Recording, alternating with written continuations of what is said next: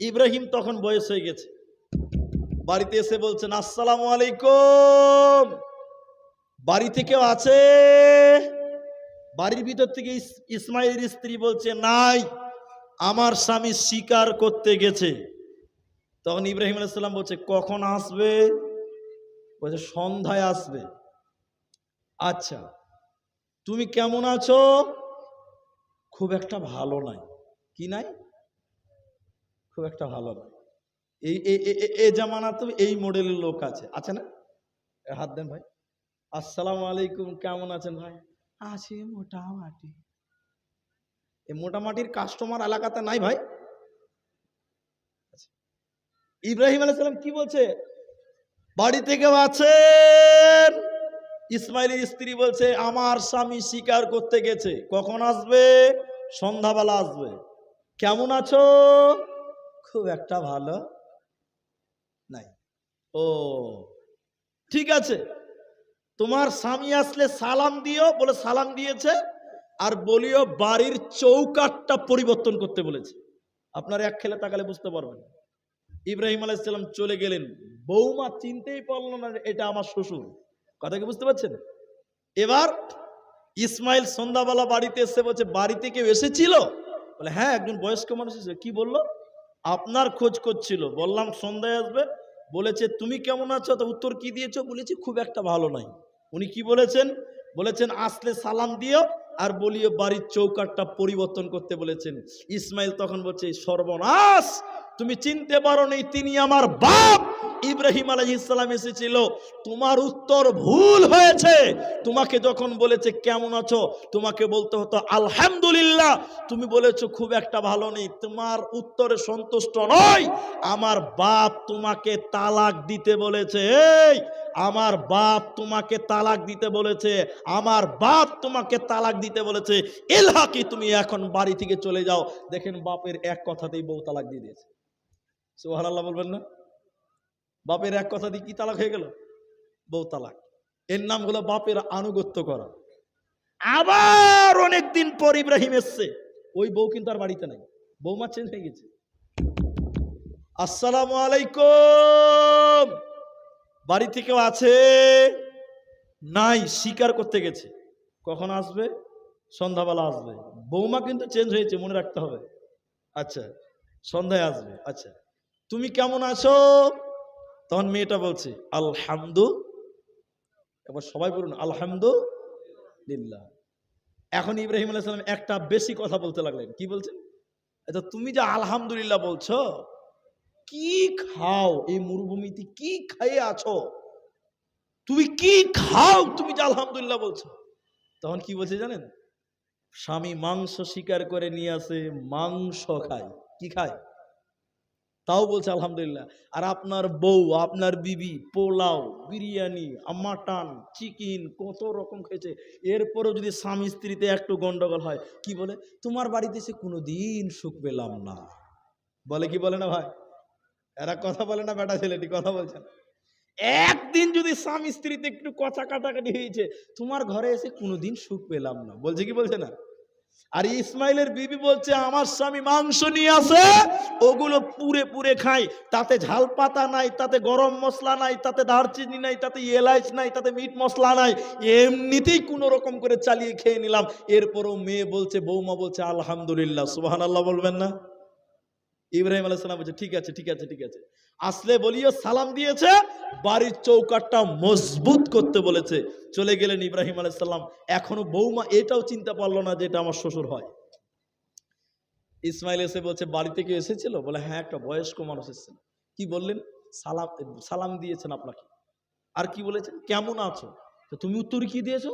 বলেছি আলহামদুলিল্লাহ। উনি কি বলেছেন? কি খাও? তো তুমি কি বলেছো? মাংস খাই। উনি কি বলেছেন? আসলে সালাম দিও, বাড়ির চৌকাঠটা মজবুত করতে বলিও। তখন ইসমাইল আলাইহিস সালাম বলছে তিনি আমার বাপ, তিনি আমার আব্বা, তিনি আমার পিতা।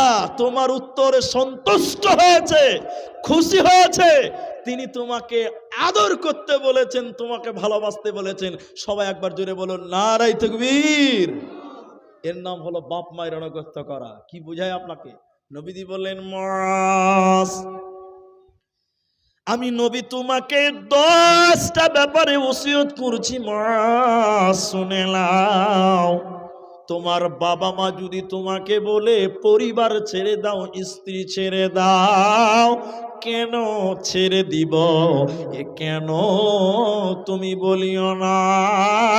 বাবা মায়ের অবাধ্য হয়েও না। শুনেলেন আল আদাবুল মুফরাদ, ইমাম বুখারী আলাইহি রাহমা আল আদাবুল মুফরাদের 18 নম্বর হাদিস নিয়ে এসেছেন।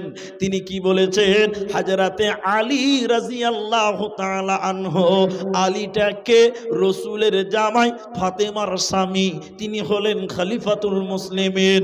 এ আবু তুফাইল বলেন, আলী রে, তুমি না রাসূলের জামাই, তো নবী তোমাকে কি এমন জিনিস দিয়েছে যা অন্য কাউকে দেয়নি? রাসূল তোমাকে কি এমন বলেছে যা অন্য কাউকে বলেনি? হযরতে আলী বলেন, ও রাসূলের সাহাবী আবু তুফাইল, তুমি শুনে নাও, নবী আমাকে কিছু দিয়েছে যা অন্য কাউকে দেয়নি, এমনটা হয়নি। রাসূল আমাকে কিছু বলেছে যা অন্য কাউকে বলেনি, এমনটা হয় নাই। তবে শুনেলেও রাসূল আমাকে একটা তালোয়ার দিয়েছে, ওই তালোয়ারের খাপের ভিতরে একটা চিঠি লেখা আছে। ওই চিঠিটা নবী মুহাম্মদুর রাসূলুল্লাহ সাল্লাল্লাহু আলাইহি ওয়াসাল্লাম দিয়েছে।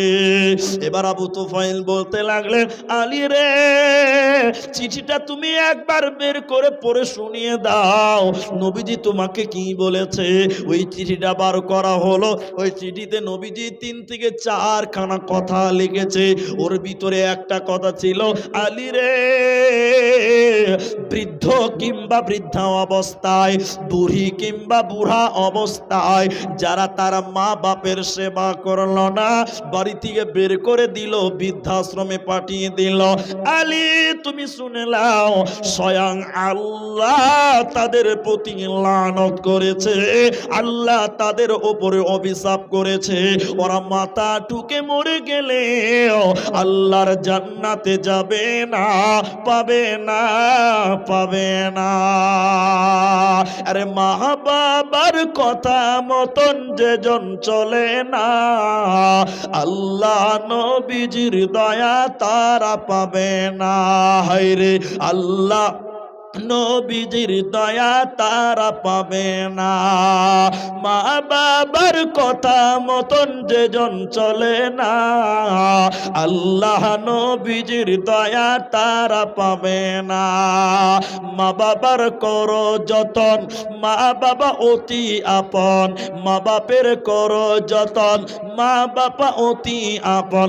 মা বাবা মারা গেলে আর তো পাবি না, আল্লাহ নবীজির দয়া তারা পাবে না। হায়রে আল্লাহ নবীজির দয়া তারা পাবে না। মা বাপের কথা মতন যেজন চলে না, আল্লাহ নবীজির দয়া তারা পাবি না।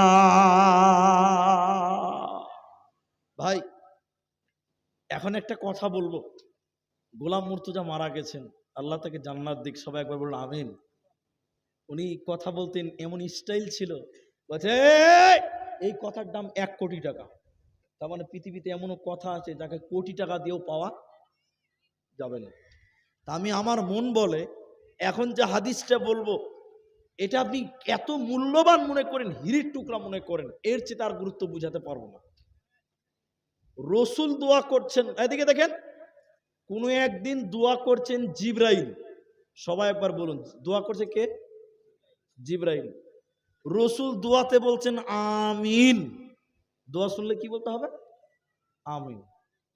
জিবরাইল দোয়া করছেন আর রসুল আমিন বলছেন, এই দোয়া কি মিস হবে? এতটি লোক কথা বলে না, মিস হবে গো? কারেন্টের তার শর্ট না করতে পারে, কিন্তু এই দোয়া মিস হবে? স্বয়ং জিবরাইল দোয়া করছেন আর রসুল দোয়াতে শুনে বললেন আমিন। ঘটনা খুলে বলি, তাহলে বুঝতে পারবেন।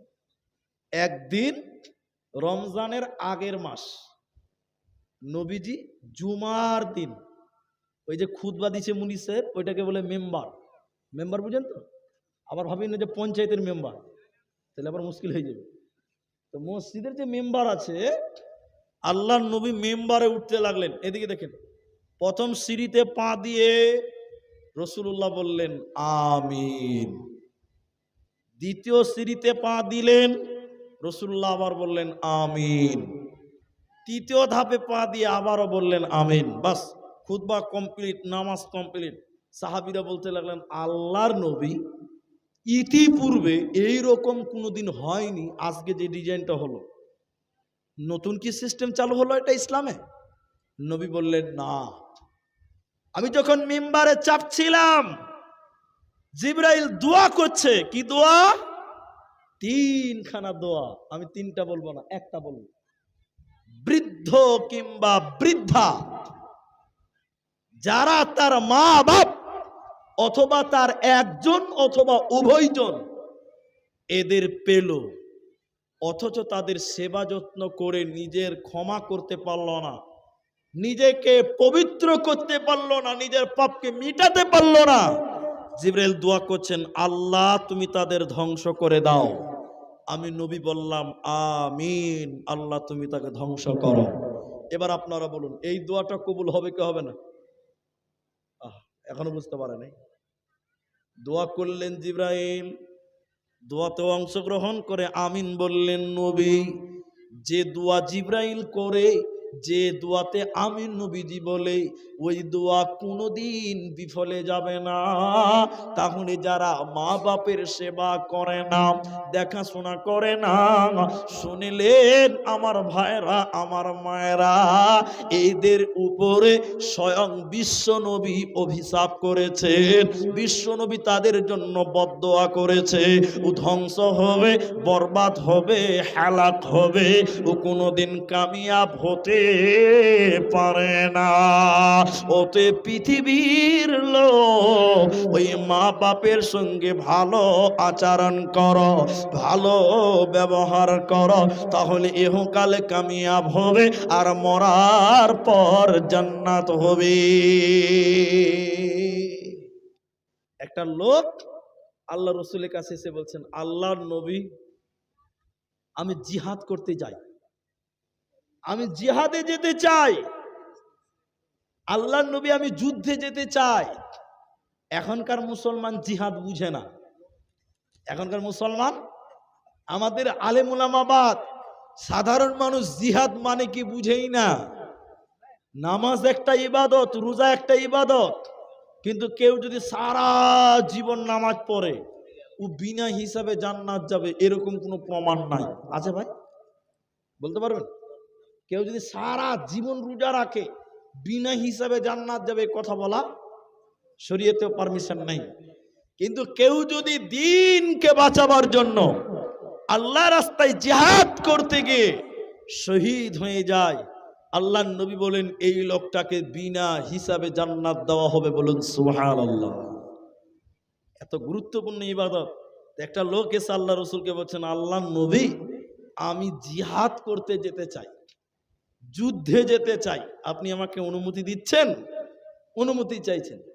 আল্লাহর নবী বলেন তোমার মা, তোমার বাবা কি বেঁচে আছে? তুমি বলো। লোকটি বলেন হুজুর আমার মা বাপ বেঁচে আছে। নবী বলেন ইরজিই, তুমি ফিরে চলে যাও, তুমি মা বাপের সেবা করগা। আল্লাহ রাস্তায় জিহাদ করলে যে নেকি পাওয়া যাবে, মা বাপের সেবা করলে ওই নেকি আল্লাহ তোমার আমলনামায় দেবে। বলুন সুবহানাল্লাহ। শুধু তাই নয়, আর একটা লোক এসে আল্লাহর নবীকে এসে বললেন হুজুর সবচেয়ে আল্লাহর কাছে প্রিয় আমল কি আপনি বলুন। নবীজি বললেন সঠিক সময় নামাজ কায়েম করা, সঠিক সময় নামাজ পড়া। দ্বিতীয় নম্বর কি? নবীজি বললেন শুনে নাও, মা বাপের সেবা করা। মা বাপের সেবা করা একটা গুরুত্বপূর্ণ ইবাদত। এই জন্য আল্লাহ বলেছেন তোমরা তোমাদের মা বাপের সঙ্গে ইহসান করো। দ্বিতীয় নম্বর সন্তানদের কি করণীয় রয়েছে শুনেলেন আল্লাহ নবীর হাদিস। নবীদের হাদিসে রাসূলুল্লাহ বলেছেন কি শুনেলেন, মানুষ যখন মারা যায় সব আমলের রাস্তা বন্ধ হয়ে যায়, ইল্লা মিন সালাসা, তিনটি আমল তখনও বান্দার জারি থাকে। তার ভিতরে একটা হলো আও ওয়ালাদুন সালিহুন ইয়াদউ লাহু, নেক সন্তান বাবা মায়ের জন্য যদি দোয়া করে, নেক ছেলে যদি বাবা মায়ের জন্য দোয়া করে, তো বিশ্বনবী বলেছেন শুনে লাও, এই দোয়া আল্লাহ কবরে পৌঁছিয়ে দেয়।